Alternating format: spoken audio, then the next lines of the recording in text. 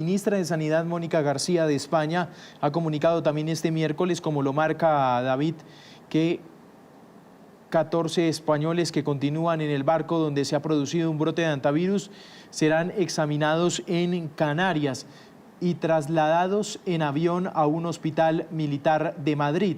También ha informado que los pasajeros que continúan en el barco, que son 14, son asintomáticos. Doctor Pizzi, ¿me está escuchando?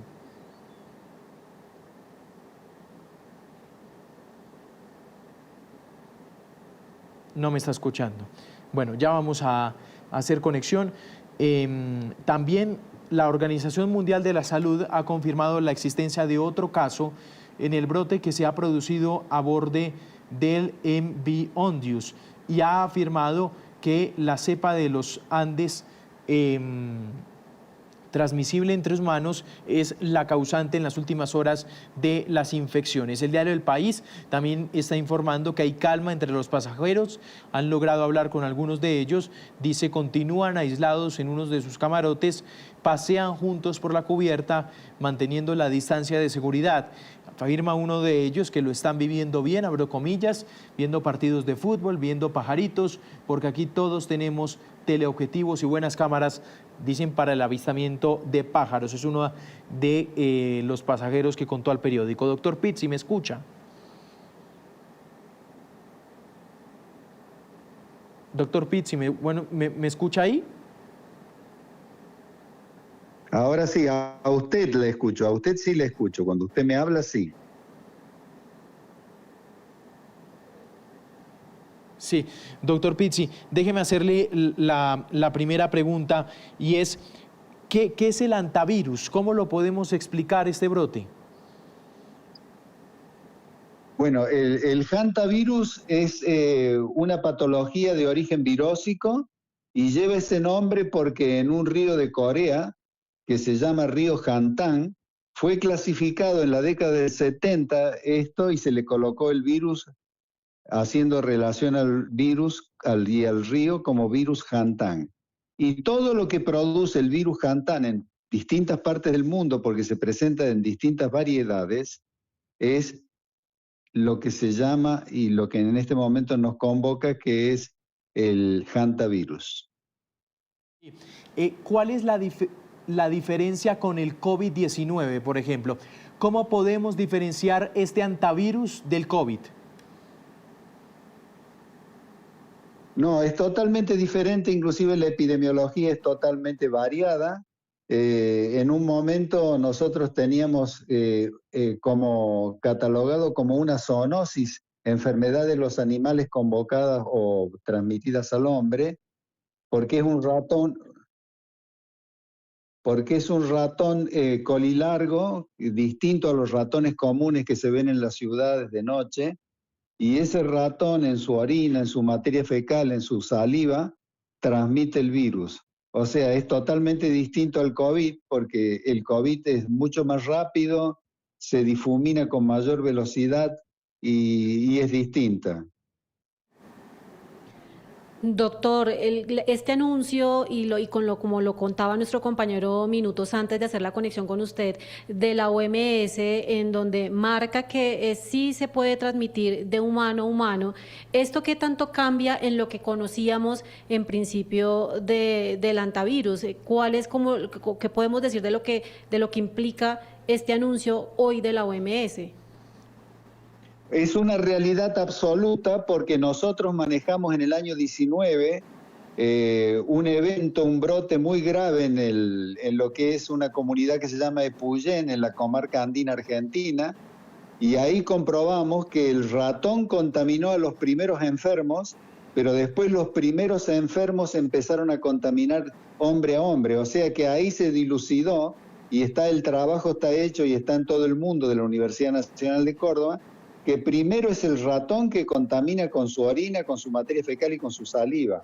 Pero después que la persona está contaminada, los virus se diseminan por todo su organismo y como afecta pulmón, contamina a través de las micropartículas de saliva que emite cuando habla o cuando tose. Usted recuerde que en la época del COVID Los bioingenieros calculaban que cuando uno tosía, las micropartículas salían a 60 kilómetros por hora e podían impactar a 8 metros. Bueno, el COVID es diferente a esto, pero no hay duda de que aquí también el hantavirus transmite hombre a hombre. ¿Qué es lo que sucedió en el barco?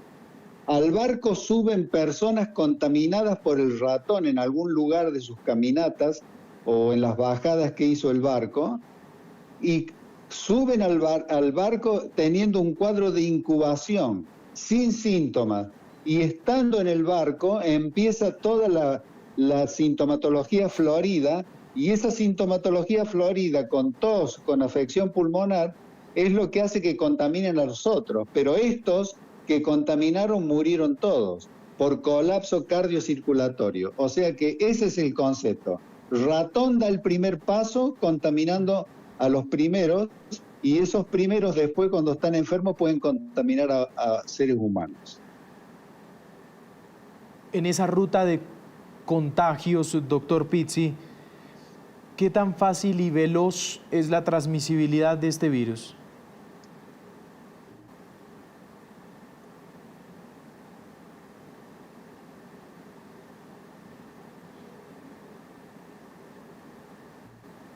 Doctor Pizzi, le estaba preguntando sobre qué tan fácil, mirando esa transmisibilidad, qué tan fácil es la transmisibilidad de este virus.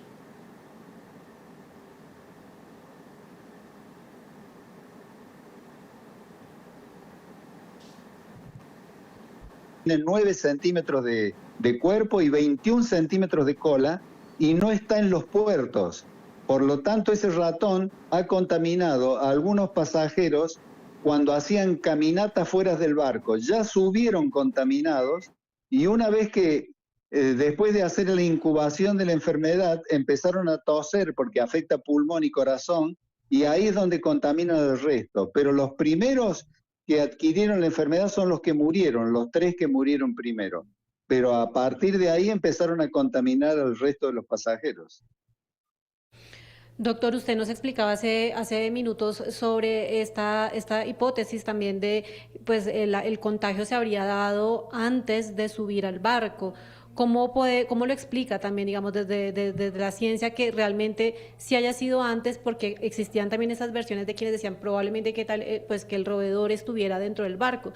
Pero usted tiene una explicación de eso. ¿Cuál es? Y bueno, mire, es muy simple. El ratón colilargo, que es el que transmite, que es la fuente de contaminación, no está en los puertos. Es un ratón que vive en la periferia de las ciudades, en los bosques, está alejado de esos lugares. Pero además, todos los barcos modernos, en el momento de amarrar en un puerto, tienen sogas, y en las mismas hay unos adminículos que son como ollas dadas vueltas, que impiden que suban los roedores de cualquier tipo, una laucha, un ratón, una rata, porque si no sería un caos adentro, porque está de alimentos. Por lo tanto, no es la época de los piratas que subían los ratones constantemente. Acá, concretamente, es fundamental saber, el ratón ese no está cerca de los barcos, está en los bosques, está en la periferia de las ciudades, no está en los puertos, y siempre para comenzar la enfermedad, siempre tiene que haber un contacto hombre-ratón. Y una vez, eso lo vimos porque no lo sabíamos, eso lo supimos recién en el año 2019, 2018. Entonces, recién cuando la persona está infectada y empieza a toser y expeler todas estas micropartículas de saliva, ahí es donde va el virus y contagia al que está al frente, o el que está comiendo, o el que está en la misma mesa, o con el que está hablando. Así es, esa es la epidemiología. Y ya va a ver usted que esto se va a corroborar, y se lo digo desde la experiencia por todas las publicaciones que tenemos nosotros al respecto, ¿no? Doctor, ya antes de despedirlo, tengo que hacerle esta pregunta final, y es ¿cómo es este proceso ya ahora sí de contención, teniendo en cuenta pues que ya está un poco más claro el destino del barco y de lo que pueda pasar con los pasajeros? ¿Cómo se trabaja ya en lo que es ese proceso de contención del virus, de la enfermedad? Bueno, se aísla a la gente, o sea, en la misma época, por ejemplo, ahora van a subir 2 expertos al barco con todo la vestimenta que usamos durante la época COVID, que eso nos permite que no nos vamos a contaminar. Se hace toda la revisión de quiénes son las personas que están en condiciones, bajan y una vez que estén ya directamente internados en terapia intensiva, esas terapias van a estar totalmente aisladas. Y para poder entrar a atenderlo va a ser como en la época del COVID.